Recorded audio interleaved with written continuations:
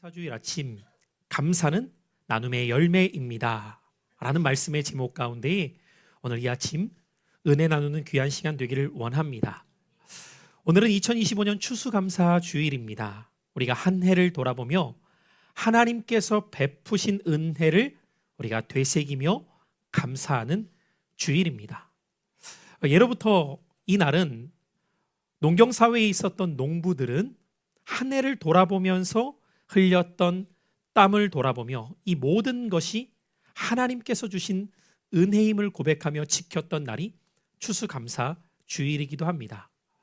오늘날에는 우리가 도시화되어 있는 사회를 살아가다 보니 농사를 짓는 분들이 대부분 속하지 않으시지만 그럼에도 불구하고 추수감사 주일은 여전히 우리로 하여금 하나님 앞에 이렇게 질문하게 됩니다.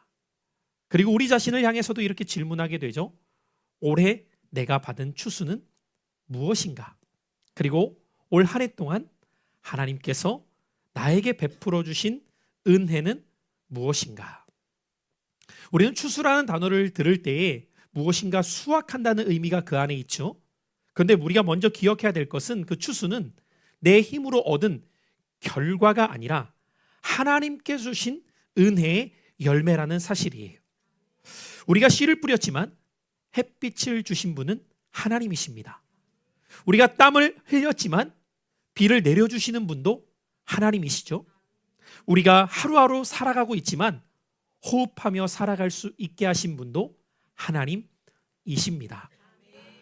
이처럼 추수감사주일은 하나님께서 우리에게 베푸신 은혜를 감사하는 날이기도 하면서 그 받은 은혜에 감사한 자는 나눔으로 흘려보내는 삶을 살아가는 믿음의 고백이기도 합니다.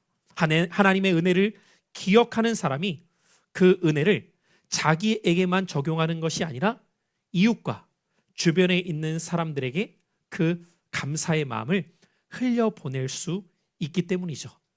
그런 의미에서 오늘 우리 함께 읽었던 이 고린도후서 9장의 말씀은 추수감사주일의 정신을 아주 정확하게 나타내주는 말씀이기도 합니다. 바울은 오늘 이 말씀을 통하여서 우리에게 이렇게 기록하고 있습니다. 너희의 섬김이 여러 사람에게 넘치는 많은 감사가 되게 하였도다. 감사는 나눔으로 이어지고 나눔은 또 다른 감사를 만들어내기 때문입니다. 그런 의미에서 오늘 2025년 우리가 추수감사주일을 하나님 앞에 드리면서 우리의 감사가 어떠한 나눔의 열매로 아름답게 나타나야 할지를 우리가 말씀을 통해 발견해 보면서 오늘 이 아침 하나님 앞에 감사 예배를 드리는 우리가 감사의 삶이 어떻게 나눔의 삶으로 연결되어야 하는가를 깨달을 수 있는 복된 주일 아침이 되시기를 예수님의 이름으로 축복합니다. 첫 번째로 오늘 우리가 이 말씀을 통해 기억해야 되는 것은 감사는 받은 은혜를 인정하는 마음에서 시작되며 이 마음이 나눔을 만들게 된다는 것입니다. 오늘 본문으로 다시 돌아와 보시면 6절부터 8절까지 바울이 고린도 교회 성도들에게 기록한 말씀을 주목해서 보도록 하죠. 제가 6절부터 8절의 말씀을 다시 한번 읽어보도록 합니다. 이것이 곧 적게 심는 자는 적게 거두고 많이 심는 자는 많이 거둔다는 말이로다. 각각 그 마음에 정한 대로 할 것이요 인색함으로나 억지로 하지 말지니 하나님은 즐겨내는 자를 사랑하시느니라.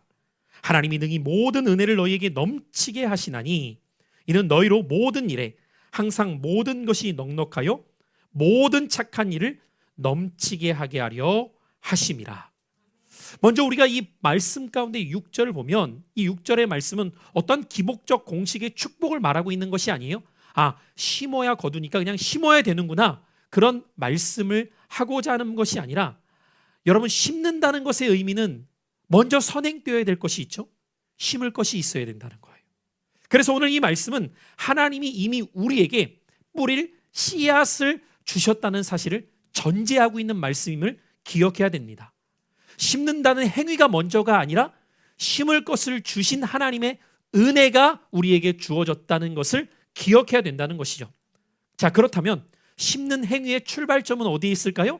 주신 은혜가 먼저 되었기 때문이라는 전제가 있다는 것을 말씀하고 있다는 거죠. 그럴 때 이어지는 7절에 보니까 각각 그 마음에 정한 대로라고 말씀하고 있어요. 여기서 정했다라는 의미는 선택한다, 결단한다라는 뜻이에요. 자, 무슨 말일까요? 정한 대로 드린다는 것은요, 억지로 마지못해서 드리는 것이 아니라 하나님이 이미 나에게 주신 은혜를 기억하며 스스로 기쁨으로 결단한다는 거예요. 하나님이 나에게 주셨기 때문에 내가 기쁨으로 결단하고 선택하여서 드립니다 라고 한다는 것이죠. 자, 그런 의미에서 나눔의 본질은 그 시작점이 어디입니까? 받은 은혜를 기억하는 마음이 나눔의 본질의 시작점이라는 것이죠. 같이 한번 따라해 보실까요? 나눔은 내 능력에서 나오지 않습니다. 여러분, 나눔은 내 능력에서 나오는 것이 아니에요. 하나님의 은혜에 기인되어진다는 거죠. 하나님께서 나에게 주신 것을 기억하게 될 때에 그것에 감사한 자가 흘려보낼 수 있는 마음이 바로 나눔의 본질이라는 거예요.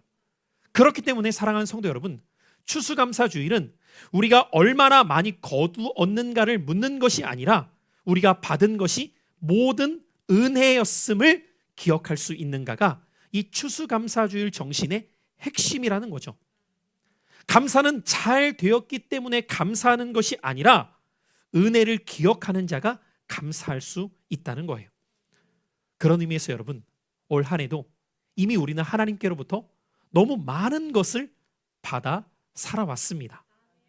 생명의 추수, 건강의 추수, 가정의 추수, 신앙의 추수, 기도 응답의 추수, 고난 속에서도 지켜주신 은혜의 추수, 그리고 날 구원하신 감격의 추수. 여러분, 하나하나 떠올려 보면요, 이미 하나님께서 이 한 해에도 나에게 베풀어 주신, 내가 수확하게 하신 은혜와 추수가 얼마나 많은지 몰라요. 그래서 2주 전에도 또 지난주에도 제가 감사는 은혜의 기억이 될 수밖에 없음을 말씀드린 이유가 여기에 있는 것이죠. 그런데 우리는 종종 이 추수를 떠올려 볼 때, 감사를 떠올려 볼 때에 주신 것에 대한 감사보다는 아직 이루어지지 않은 일로 인해서 감사하지 못할 때가 있다는 것이죠. 그렇기 때문에 하나님께서는 이러한 추수감사주의를 통하여서 우리가 받은 것을 기억해보고 무엇을 감사해야 할지를 떠올려 보도록 이런 절기주의를 지키도록 말씀하신 것이죠. 내 힘으로 살아왔던 것이 아니었음을. 오늘 찬양인도라는 집사님도 앞서 고백했던 것처럼 아마 운정에 사신 분들은 지난 금토가 참 불편하셨을 거예요. 뭐 단지마다 좀 물이 나오는 데도 있었지만 제가 사는 집도 물이 딱 단수가 되니까요, 정말 씻기가 불편하더라고요. 어린 시절의 향수가 좀 떠오르기도 했어요. 바가지로 머리 씻어보신 적이 있는 분들 꽤 계실 거예요. 저도 바가지로 막 떠서 이렇게 물 씻어봤던 초등학교 시절이 막 새록새록 떠오르면서 내가 얼마나 편하게 지내고 있는가를 또 느끼게 되더라고요. 야, 이 쭈그려 앉아서 이렇게 감아야 되는 그 불편함이 참 오랜만에 또 경험되어지더라고요. 여러분, 내가 그냥 물을 틀면 나오는 것이 당연하게 여겨졌던 우리들에게 이러한 경험들은 정말 삶의 작은 일에도 감사한 것이구나 되새기게 만들지 않습니까? 그래서 우리는 이 추수감사주의를 보내며 하나님의 은혜를 기억하는 자는 이렇게 고백하게 돼요. 하나님, 제가 오늘 누리고 있는 이 모든 것들, 제 건강, 제 호흡, 제 가족, 일할 수 있는 직장, 함께 예배할 수 있는 교회 공동체, 다 주님께서 허락하신 은혜입니다. 이 마음이 있을 때 감사는 자연스럽게 흘러가는 마음으로 연결된다는 것이죠. 추수감사주일은 바로 이 원리를 우리에게 가르쳐 준다는 거예요. 여러분, 농부를 한번 생각해 보세요. 농부는 흉년에도 풍년에도 수확을 하나님께 올려드리면서 감사합니다. 왜 그럴까요, 여러분? 자신이 땀 흘리고 노력해서 얻은 것이 아님을 알기 때문이에요. 저희 부모님도 어린 시절에 농사를 지으셨을 때에 항상 이런 말씀들을 저에게 해주셨던 기억이 납니다. 농부는 모든 것이 하나님의 은혜임을 더 고백할 수밖에 없는 것은 내가 애써 수고하여 땀 흘려도 하나님께서 수재, 풍재, 화재와 자연환경을 지켜주시지 않으면, 때마다 적절하게 비를 주시지 않으면 절대로 수확할 수 없기 때문이다. 이것을 그냥 너무 느낄 수밖에 없는 것이 농부의 삶이었음을 말씀하실 때가 계셨어요. 여러분은 어떠신가요? 내가 열심히 노력해서 일했으니까 월급 받고, 내가 애쓰고 힘썼으니까 이만큼 살아갈 수 있다고 생각하시나요? 아니요. 하나님이 지켜 보호해 주시지 않았다면 오늘 우리가 이곳에서 하나님께 감사하며 예배 드릴 수 없을 겁니다. 우리가 이런 감사의 마음을 갖지 못하게 되면요, 누군가에게 나누는 것 자체가 생각조차 할 수 없는 일이 될 겁니다. 많은 사람이 나누지 못하는 가장 큰 이유가 있다면 누군가와 비교하면서 살고 있기 때문이죠. 저 사람은 나보다 더 많이 가지고 있으니 나누려면 저 사람이 나누어야지. 나도 살기 빠듯한데 내가 뭘 나눌 수 있어? 나는 늘 부족해. 이러한 비교하는 마음이 우리 안에 있을 때에 우리는 나누려고 하는 것이 아니라 더 움켜쥘 수밖에 없게 돼요. 그런데 성경은 우리에게 이렇게 말씀하고 있어요. 흩어 구제하여도 부하게 되나니 과도히 아껴도 가난하게 될 뿐이니라. 그래서 여러분, 부유함과 가난함은요, 내가 얼마나 소유했느냐를 통해서 평가되는 것이 아니라 우리의 마음에 감사가 있느냐 없느냐를 통해서 결정되어진다는 거예요. 감사하는 마음은 비교가 아니라 은혜를 바라보게 합니다. 나는 가진 것이 많든 적든 하나님께서 나에게 필요한 삶으로 이끌어 주고 계신다. 그러면 우리의 마음 가운데 넉넉함이 생겨나기 시작해요. 왜냐하면 은혜를 알기 때문이죠. 감사는 비교할 때에 사라지게 되지만 은혜를 바라볼 때 넘쳐나기 시작합니다. 대부분의 사람들이 이렇게 생각해요. 여유가 생기면 나눌 수 있어. 일이 안정되면 나눌 거야. 형편이 좀 더 나아지면 나도 나눌 삶을 살아갈 거야. 하지만 감사는 형편이 아니라 시선의 문제예요. 우리 한 번 더 따라해 보실까요? 감사는 형편이 아닌 시선의 문제입니다. 그래서 감사하는 사람은 지금 자기가 놓여있는 환경 속에서도 하나님이 주신 채웠던 것들을 바라볼 줄 아는 눈이 열리기 시작하는 거예요. 그때 그는 이렇게 고백하기 시작해요. 하나님, 삶이 버겁지만 먹을 수 있는 것에 감사합니다. 하나님, 몸은 피곤하지만 일할 수 있게 하심에도 감사합니다. 하나님, 어려움도 있지만 사랑할 수 있는 가족이 함께 있음에 감사합니다. 하나님, 지금 제 삶이 많이 복잡하지만 그럼에도 예배 드릴 수 있는 교회 공동체가 있음에 감사합니다. 이렇게 여러분, 은혜의 눈으로 바라보게 되면요, 없는 것 때문에 괴로워하는 것이 아니라 채워주신 것들에 대해 감사하고 그 감사의 마음은 나눔의 마음으로 확장되기 시작한다는 거예요. 오늘 이 아침 저는 여러분 한 분 한 분이 하나님께서 나에게 허락하신 것들을 바라볼 수 있는 감사의 눈이 되셔서 그 감사의 마음이 나눔으로 연결될 수 있기를 축복합니다. 한 걸음 더 나아가서 두 번째로요, 감사는 이런 나눔을 의무가 아니라 기쁨으로 바꾸는 능력이 되게 합니다. 사랑하는 성도 여러분, 우리는 때때로 나눔을 의무로 느낄 때가 있어요. 교회에서 그렇게 하라고 하니까, 연말이니까, 또 추수감사 주일이니까 그렇게 해야 되지 않나? 그러나 성경은 나눔을 결코 짐처럼 말하고 있지 않다는 거예요. 오히려 감사가 있는 사람은 나눔을 기쁨으로 여기게 돼요. 오늘 본문 7절을 다시 한번 주목해서 보세요. 각각 그 마음에 정한 대로 할 것이요 인색함으로나 억지로 하지 말지니 하나님은 즐겨내는 자를 사랑하시느니라. 여러분, 이 말씀에서 바울은 금액을 말하고 있지 않아요. 그렇죠? 무엇을 중심에 두고 있죠? 마음이에요. 각각 그 마음에.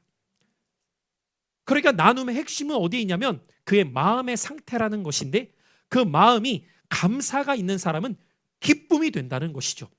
그 마음에 기쁨이 있는 사람은 누군가를 향해서 즐거움으로 흘려보내는 삶을 살아가게 된다는 거예요. 그래서 즐겨내는 사람은 어떤 사람이냐? 감사가 있는 사람이요, 감사가 있는 사람은 누가 그 마음을 가질 수 있느냐? 하나님의 은혜를 아는 사람이라는 거죠. 대부분의 사람들은 나눔할 때 무엇을 떠올려 보게 되냐면 그것이 유익이 되는지 손해가 되는지를 떠올려 보게 돼요. 내가 그렇게 나누게 되면 나에게 손해가 되지 않을까? 내 것이 줄어들지 않나? 라는 생각을 먼저 하게 되는 것이죠. 그런데 은혜와 감사를 아는 사람은요, 이 나눔이 나에게 은혜를 베푸신 하나님의 은혜에 비하면 정말 아무것도 아니라는 넉넉한 마음을 소유하기 시작합니다. 하나님의 은혜를 아는 사람은 그 감사의 마음 가운데 흘려보내는 것이 내가 받은 것에 비하면 비할 바가 아니라는 거죠.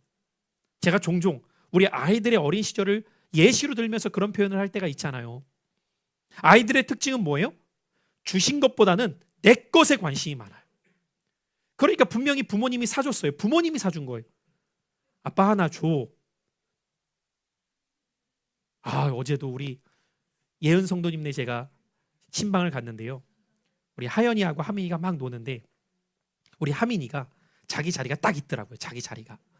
근데 자기 자리 앞에다가 그 모형 장난감 자동차 있잖아요. 그걸 한 20개 이상 이렇게 수북히 쌓아놓은 거예요. 그런데 그걸 하나 우리 아이들이 이렇게 집어가려고 하잖아요. 안 줘요. 그거 다 하민이가 산 거죠? 누가 산 거예요? 아빠가 사준 거지 무슨 지가 사요. 아빠가 다 사준 거예요. 근데 내 거예요, 내 거. 그거 빼서 난리가 납니다. 난리가. 하민이 수준인 거예요. 여러분 안에도 누가 하나 가져가면 막 내 손해 본다고 여기는 분은 딱 3살 수준으로 내가 살고 있구나. 그 마음 가져보시면 내가 딱 3살 수준이구나.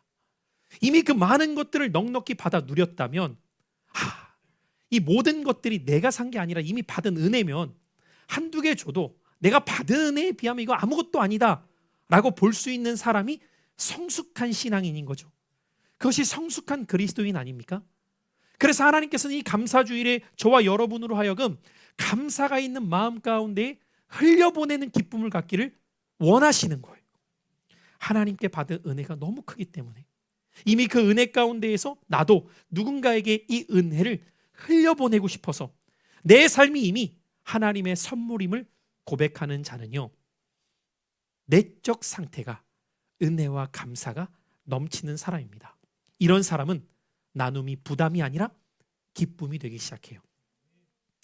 일전에 제가 한 집사님과 식사 교제를 하다가 대화를 나누면서 그 집사님의 고백 가운데 제가 참 은혜가 되더라고요. 이 집사님이 이런 표현을 하시는 거예요.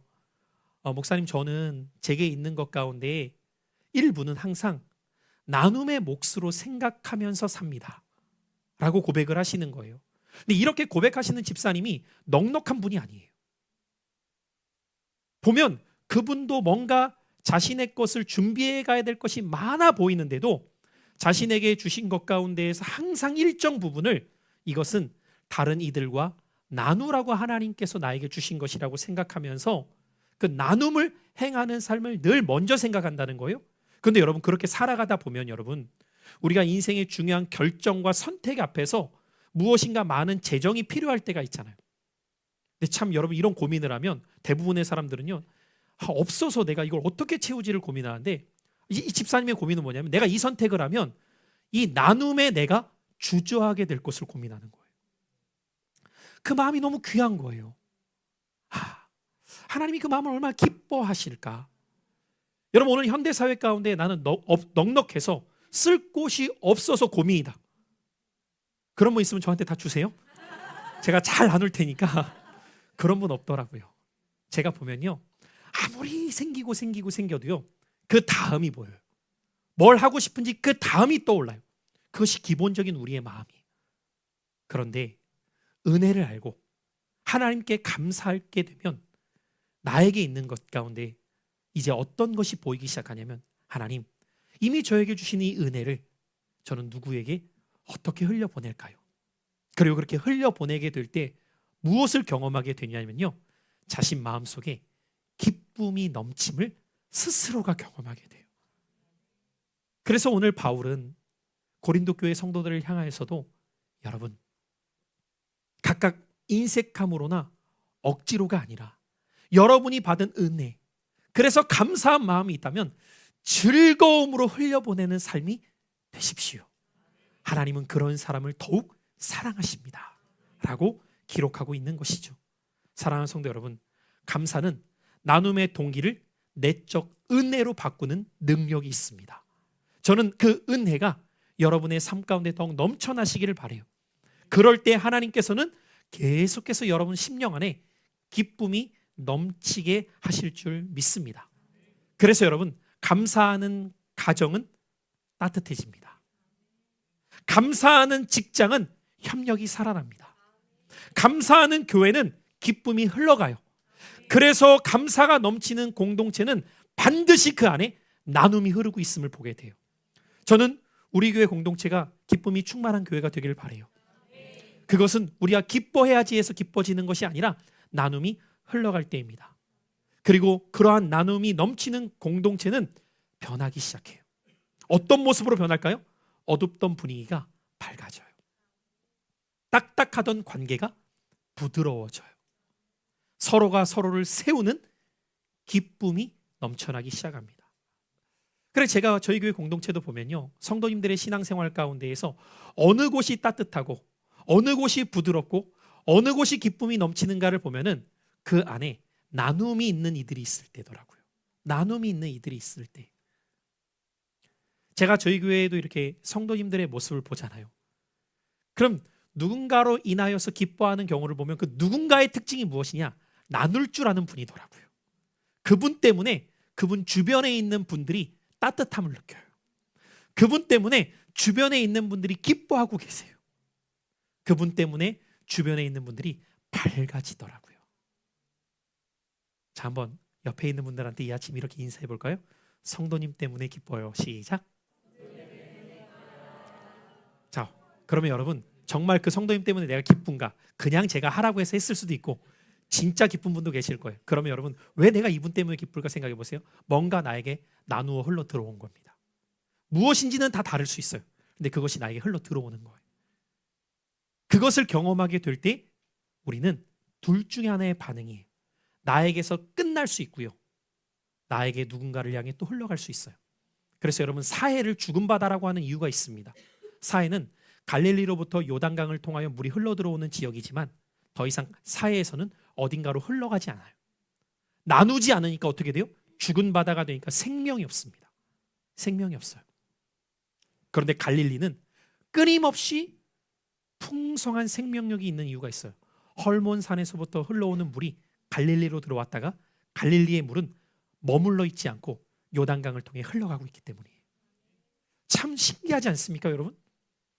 아니, 사해에는 계속해서 물이 흘러 들어오면 계속 넘쳐야 될 것 같잖아요. 넘치지 않아요. 똑같을 뿐이에요. 그런데 생명력은 없어요. 갈릴리는 흘려보내니까 계속 줄어들어야 될 것 같잖아요. 근데 줄지 않아요. 넘쳐납니다. 여러분, 이것이 영적 원리예요. 내가 흘려보내면 줄어들 것 같죠? 하나님의 은혜가 우리에게 흘러옵니다. 마르지 않는 샘으로 흘러와요. 이 기쁨과 은혜를 아는 사람은요, 나누는 것을 멈추지 않아요. 왜냐하면 하나님께서 나에게 공급하시는 것을 맛보아 알기 때문이죠. 마지막 세 번째입니다. 그렇기 때문에 감사는 세상을 밝힐 수 있는 선교적 나눔으로 이어지게 돼요. 오늘 본문 말씀 11절 이하의 말씀인데요, 11절부터 15절까지인데 조금 길지만 제가 본문을 다시 한번 읽어볼 테니 한번 주목해서 보십시오. 너희가 모든 일에 넉넉하여 너그럽게 연보를 함은, 이 연보가 오늘날에는 헌금이라고 표현하죠. 그들이 우리로 말미암아 하나님께 감사하게 하는 것이라. 이 봉사의 직무가 성도들의 부족한 것을 보충할 뿐 아니라 사람들이 하나님께 드리는 많은 감사로 말미암아 넘쳤느니라.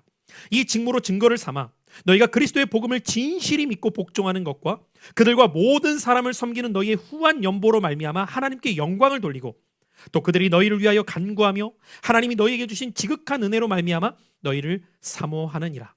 말할 수 없는 그의 은사로 말미암아 하나님께 감사하노라.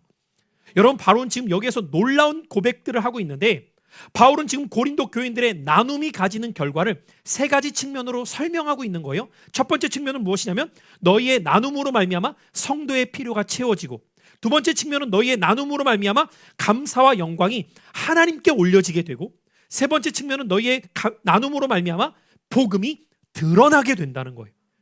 여러분, 얼마나 놀라운 고백들입니까? 같이 한번 생각해 보면 따라해 보실까요? 성도의 필요가 채워지고, 하나님의 영광이 나타나고, 복음이 드러납니다. 무엇을 통해서요? 나눔을 통해서요. 감사의 나눔을 통해서 어떤 일이 일어나게 되냐면 성도의 필요가 채워지고 하나님의 영광이 나타나게 되고 복음이 드러나기 시작한다는 거예요. 여러분, 이것이 왜 놀라운 표현일까요? 결국 그리스도의 삶이 여기에 다 있기 때문입니다. 그리스도의 삶의 목적은 어디에 있죠? 하나님의 영광이 나타나며 복음의 능력이 드러나기 위함이죠. 그것이 그리스도의 삶이잖아요. 근데 무엇을 통해 그것이 나타날 수 있느냐라는 말이에요. 바울은 지금 그것을 고린도 교회 성도들에게 이렇게 말하는 거예요. 여러분이 감사함으로 흘려보내며 나눌 때입니다. 여러분, 11절 말씀에도 그래서 이렇게 기록되어 있죠. 너그럽게 너희가 헌금하고 연보할 때에 그들이 우리로 말미암아 하나님께 감사할 것이다. 여기서 말하는 그들은 누구냐면 가난하고 어려운 성도들을 뜻하고 있는 거예요. 당시 예루살렘에 흉년이 찾아왔고 고난이 찾아왔어요. 특별히 물질적인 어려움에 놓이게 되었을 때에 바울은 고린도 교회 성도들에게 여러분의 헌금이 이들에게 전달됨으로 말미암아 이들이 하나님께 감사를 고백하게 되면서 복음이 드러나게 될 겁니다.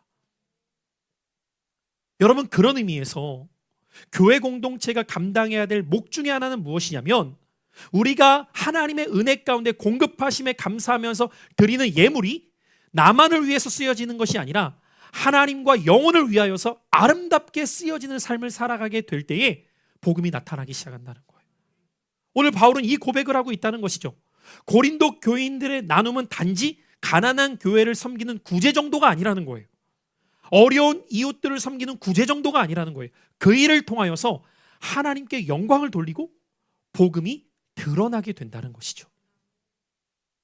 여러분, 결국 우리의 신앙생활은 하나님 나라의 확장에 있습니다. 그것을 우리는 선교적 삶이라고 말해요. 이 선교적 삶을 우리의 삶에 어떤 모습으로 실천할 수 있을까요? 내게 주신 은혜 가운데 나눔의 몫을 떼어 놓을 때. 그래서 레위기 말씀에도 보면은요, 하나님께서 너희들이 농사를 짓고 수확을 할 때 모퉁이에 있는 이삭은 자르지 말고 두어라. 그것은 어려운 이웃들을 위한 나눔의 몫이기 때문이다 라고 말씀하시면서 이들로 하여금 베푸신 은혜를 기억하고 흘려보내는 삶을 말씀하셨습니다. 그때 여러분, 그것을 공급받는 누군가가 생기겠죠. 그 사람은 이런 생각을 하죠. 내가 알지도 못하는 사람인데 어떻게 이런 은혜가 나에게 흘러 들어올까? 도대체 하나님이 어떤 분이시기에 이들은 알지도 못하는 나에게 이 은혜를 흘려보게 보내주는 것일까? 그때 그들은 하나님께 영광을 돌릴 뿐만 아니라 복음이 무엇인지를 경험하게 돼요. 사실 이것을 더 우리가 확장해서 생각해 본다면 오늘날 대한민국에 이렇게 한국교회가 건강하게 설 수 있었던 이유가 어디에 있습니까? 우리를 알지도 못하는 저 선교사님들이 조선 땅에 와서 그들이 얻기 위함이 아니라 그리스도의 사랑 하나 때문에 마음껏 나누고 베풀었기 때문이에요. 그 나눔의 사랑을 우리가 입었기 때문에 오늘의 이 대한민국 사회와 한국교회가 이렇게 세워질 수 있었죠. 그렇지 않았다면 오늘의 대한민국 사회와 한국교회는 지금의 모습과는 사뭇 다를 수밖에 없었을 겁니다. 왜요? 자생적 능력으로는 일어날 힘이 없었기 때문이에요.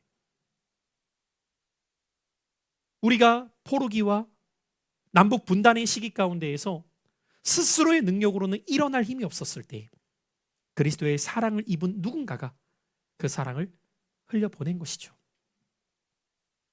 제가 어제도 결혼 예식이 있어서 서울을 통과할 때 연대와 세브란스 옆을 지나가면서 제가 그 세브란스 병원을 보면서도 그 생각이 들었어요. 여러분, 이 세브란스 병원이 어떻게 세워지게 되었느냐?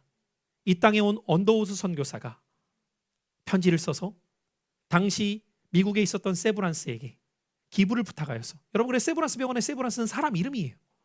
그 사람에게 기부를 받은 걸 가지고 이 땅에 있는 복음을 전하면서 아픈 이들을 치유하기 위해서 세우게 된 전신이 세브란스 병원입니다.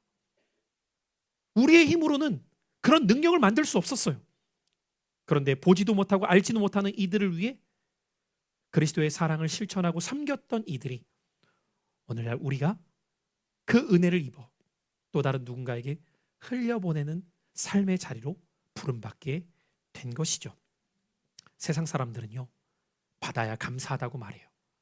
그러나 하나님의 사람들은 받은 은혜 때문에 나눈다고 고백합니다. 여러분, 이것이 가치의 차이예요. 받아야 감사한 삶이 아니라 받은 은혜 때문에 나누는 것이 기쁘다고 말할 수 있는 그리스도인의 삶. 그때의 세상은 왜 저 사람들은 저렇게 나누며 살아갈까? 내가 볼 때에는 저 사람도 어려운데 그럼에도 어떻게 나눌 수 있을까? 왜 저 사람은 여유가 없어 보이는데도 기뻐할 수 있을까? 그 속에서 복음이 무엇인가를 발견하게 되죠. 복음은 말이 아니라 삶으로 흘러가기 때문이에요. 저는 오늘 이 말씀과 예배를 준비하면서 올해 저희 교회 표어가 내 믿음을 보이라입니다. 그래서 올 한 해 동안 우리 교회는 선교와 구제와 또 지역사회를 어떻게 도울지에 대해서 노력하면서 이 한 해를 지내왔습니다. 때마침 몇 주 전에 제가 한 목사님을 만나게 되었어요. 근데 이 목사님과 대화를 하는 중에 이 목사님이 섬기시는 교회는 저희보다 훨씬 더 적은 규모의 성도들과 함께 또 성도님들이 대부분 연세가 많으세요. 그런 상황에서 목회를 하시는 가운데에 특별히 그 성도님들 가운데에도 어렵고 힘든 연로하신 분들이 계신 거예요. 근데 이 목사님의 마음 가운데 늘 걸리는 한 성도님이 계셨는데 이분은 열악한 환경에서 지내실 뿐만 아니라 이가 없으세요. 사실 저희는 그 고통을 잘 몰라요. 그래서 광고도 나오잖아요. 고기는 씹어야 맛이지. 여러분, 무엇인가 음식을 씹는다는 거 우리는 너무 당연하게 여기지만 이가 없으신 분들은 그게 되지 않는 거예요. 그래서 늘 마음 한켠에 이분의 좀 일을 도와드렸으면 좋겠는데 아시다시피 여러분, 임플란트 하나도 적은 비용이 아니에요. 그 교회 형편으로는 감당이 참 어려운. 제가 그 말을 듣자마자 이 목사님한테 이렇게 말씀드렸어요. 목사님, 저희 교회도 부족하지만 이번에 추수감사주일 헌금이 나오면 일부는 저희가 감당했으면 좋겠습니다. 섬겼으면 좋겠습니다. 이 목사님이 너무 고마워하시면서 기뻐하시는 거예요. 사랑하는 성도 여러분, 결국 우리가 누군가를 알고 모르고가 중요한 것이 아니라 우리가 받은 그리스도의 사랑이 또 다른 누군가에게 흘러가게 될 때 우리는 어떤 은혜를 또한 겪게 되냐면 내가 어려움에 있고 힘들 때 내가 잘 알지도 못하는 이들의 귀한 사랑의 손길을 입을 수 있게 돼요. 저는 이 교회 공동체를 시작하면서도 하나님께서 그 은혜를 경험케 하셨거든요. 개척을 하고 교회가 여러분 개척하면 처음에 제일 힘든 것은 재정적인 어려움이 있어요. 그럴 수밖에 없지 않겠어요, 여러분? 그때 저희 장모님께서 아시는 어떤 분이셨던 것 같은데 우리 사위가 개척을 했다고 기도해 달라고 그냥 말씀을 하신 거예요. 그런데 이분이 어떤 감동이 오셨는지 모르겠는데 초창기에 한 2년 가까이를 선교헌금을 매월 보내신 거예요. 사실 개척교회 입장에서는 그 당시에 그게 적은 금액이 아니었어요. 제가 알지도 못하는 분이고 지금도 얼굴도 몰라요. 그런데 이분이 그냥 그렇게 보내시면서 하나님께서 이 교회 공동체를 세워나갈 수 있는 귀한 씨앗이 되게 하셨던 은혜. 그런 은혜를 겪을 때마다 또한 배우고 깨닫게 됩니다. 저절로 그냥이 아니라 누군가의 받은 은혜가 흘러 들어오게 되었기에 우리 교회도 세워질 수 있었고, 그렇다면 이제 우리도 그 은혜를 흘려보내는 교회 공동체가 될 때 이곳에서 주시는 은혜는 계속해서 더해질 것이고, 그 은혜는 우리에서 머무르는 것이 아니라 누군가에게 흘러가는 은혜가 되어서 그곳에서 꽃 피어나는 하나님의 은혜와 사랑이 또 다른 나눔으로 감사가 넘치게 되어지는 하나님 나라의 확장이 되어가기를 소망케 됩니다. 사랑하는 성도 여러분, 기억하십시오. 결국 감사는 선교적 삶을 살아가게 만드는 나눔으로 흘러가게 됩니다. 오늘 여러분의 이 추수감사주일, 어떤 마음으로 하나님 앞에 이 감사주일을 준비해 오셨습니까? 어떤 마음으로 그 은혜에 보답하는 마음을 갖고 예배를 드리고 계십니까? 감사는 의무나 부담이 아닌 우리 안에서 기쁨의 나눔으로 열매 맺게 합니다. 그 은혜가 저와 여러분의 삶에 계속해서 더해감으로 내가 흘려보내는 것보다 더 은혜를 공급하시는 하나님의 사랑 속에 살아가게 되시기를 예수 그리스도의 이름으로 축복합니다.